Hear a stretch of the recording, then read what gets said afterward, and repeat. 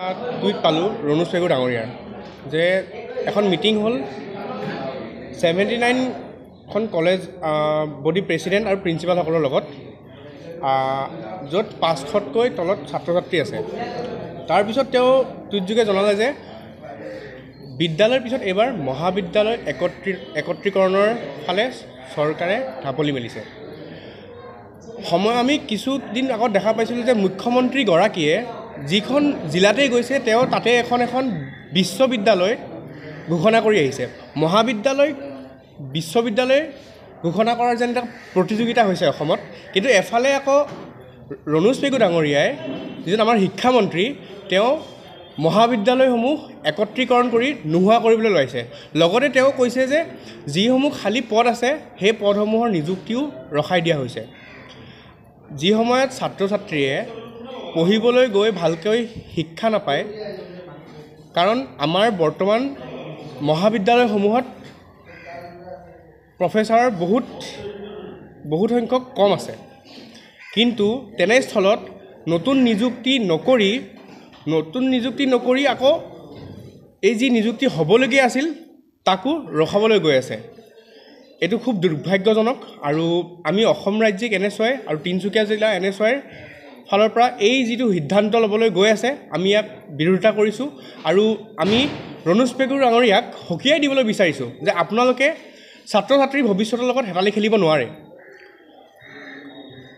লোকসভা নিৰ্বাচন আহি আছে, তেনে প্ৰাকক্ষণত আমাৰ ছাত্ৰ ছাত্ৰীসকলেও কিন্তু লোকসভা নিৰ্বাচনত ভোটৰ জৰিয়তে তেওঁলোকৰ অধিকাৰ সাব্যস্ত কৰিব আৰু তেওঁলোকৰ যি অধিকাৰ তেওঁলোকে কেনেকৈ কৰিব লাগে তেওঁলোকে ভালকৈ জানে।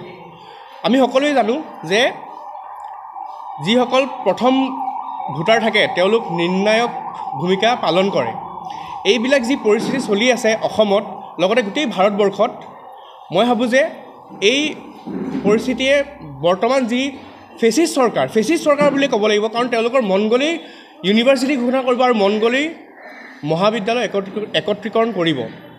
তেনেস্থলত মই আমাৰ যিসকল ছাত্ৰ ছাত্ৰী আছে মহাবিদ্যালয়ত পঢ়ি থকা তেওঁলোকক আহ্বান জনাইছোঁ, এই যিবিলাক ফেচিষ্ট চৰকাৰৰ দিনত কাৰ্যকলাপ চলি আছে তেওঁলোকে অনতিপলমে বুজি উঠি আমাৰ সৈতে তেওঁলোকৰ সপক্ষে যিবিলাক সিদ্ধান্ত আমি বিচাৰিছোঁ তেওঁলোকৰ হৈ যুঁজ দিবলৈ বিচাৰিছোঁ, আমাৰ সৈতে যেন আহে আৰু আমাৰ এই সংগ্ৰামত যুঁজ দি তেওঁলোকৰ ভৱিষ্যত উজ্জ্বল কৰে।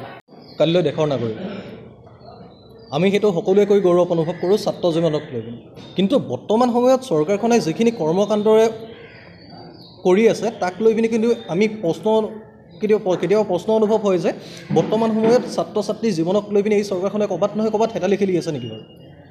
আমি যদি অলপ দিনৰ আগলৈ ঘূৰি যাওঁ তেতিয়া আমি দেখিম যে অসম চৰকাৰে এটা ৰিজলিউশ্যন লৈছিলে, তাত কোৱা হৈছিলে যে যিমানবিলাক স্কুল আছিলে তাত যিবিলাক স্কুলত ছাত্ৰ ছাত্ৰীৰ সংখ্যা কম সেই স্কুলবিলাকক একত্ৰীকৰণ কৰা আৰু তাত যিখিনি শিক্ষক আছিলে শিক্ষকখিনিক এই এখন স্কুললৈ নি তাত হেৰি কৰোৱা। তাত কিন্তু আমি এটা পৰিৱেশ দেখিব পালোঁ, যিকেইটা ল'ৰা ছোৱালীয়ে যিকেইজন ল'ৰা ছোৱালী পঢ়িবলৈ মন নাছিলে সেই ল'ৰা ছোৱালীকেইটাকো কিন্তু ঘৰৰ মাক বাপেকে খেদি পিনি আগতে ঘৰৰ ওচৰত থকা স্কুলখনলৈ পঠাব পাৰিছিলে, কিন্তু যেতিয়া ঘৰৰ ওচৰৰ পৰা স্কুলখন গৈ দূৰ পালেগৈ সেই ল'ৰাকেইটা কিন্তু ক'ৰবাত নহয় ক'ৰবাত স্কুললৈ নগৈ সিহঁতে কিন্তু ক'ৰবাত খেলি থাকিবলৈ দেখিবলৈ পোৱা যায়।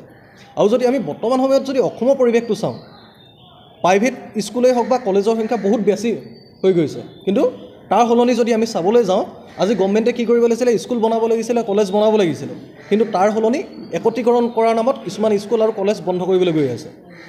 আমি যদি চাওঁ বৰ্তমান সময়ত আমি কলেজৰ সংখ্যা যদি চাবলৈ যাওঁ, কলেজৰ সংখ্যা প্ৰতিখন জিলাতে বহু সংখ্যকে কম।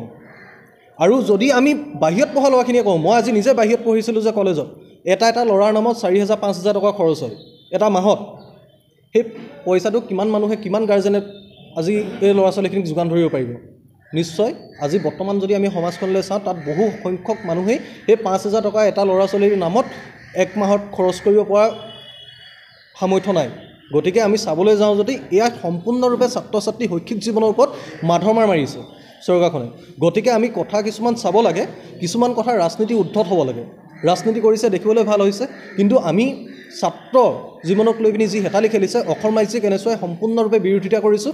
এয়া আমাৰ আৰম্ভণি, এয়া শেষ নহয়। যেতিয়ালৈকে ছাত্ৰক লৈ এনেধৰণৰ বিভ্ৰান্তিমূলক সিদ্ধান্ত কিছুমান লৈ থাকিব আমাৰ অসম ৰাজ্যিক এনএছই সদায় মাত মাতি গৈ থাকিব আৰু যেতিয়ালৈকে ছাত্ৰ জীৱন সুৰক্ষিত নহয় তেতিয়ালৈকে অসম ৰাজ্যিক এনএছই সদায় ছাত্ৰ ছাত্ৰীসকলে মাত মাতি যাব আমি কথা দিছোঁ আজি দেশৰ ভৱিষ্যত ছাত্ৰ ছাত্ৰী আমি কালিলৈ সেই ছাত্ৰ ছাত্ৰীসকলক সম্পূৰ্ণৰূপে নাগৰিক বনোৱাৰ দায়িত্ব আমাৰ অসম ৰাজ্যিক এনএছই আজিৰ ছাত্ৰ কাইলৈ দেশৰ ভৱিষ্যত গতিকে অসম চৰকাৰে যিসমূহ সিদ্ধান্ত গ্ৰহণ কৰি আছে ছাত্ৰ ছাত্ৰীৰ ওপৰত প্ৰথমতেই আজি অলপ দিন আগতে তেখেতসকলে বিদ্যালয় একত্ৰীকৰণ কৰিলে যোৱাকালি অসমৰ শিক্ষামন্ত্ৰী ৰণোজ পেগু ডাঙৰীয়াই যি টুইট কৰিলে এই টুইটটো অতি হাস্যকৰ এটা টুইট কৰিলে তেখেতে পুনৰ মহাবিদ্যালয়সমূহ একত্ৰীকৰণ কৰিবলৈ এই বিজেপি চৰকাৰখনে চেষ্টা কৰিছে এই সিদ্ধান্তক আমি তিনিচুকীয়া জিলা এনএছই ঘোৰ বিৰোধিতা কৰিছোঁ আজি এই বৰ্ধিত কাৰ্যনিৰ্বাহকখনৰ লগতে সংবাদমেলখনত উপস্থিত আছে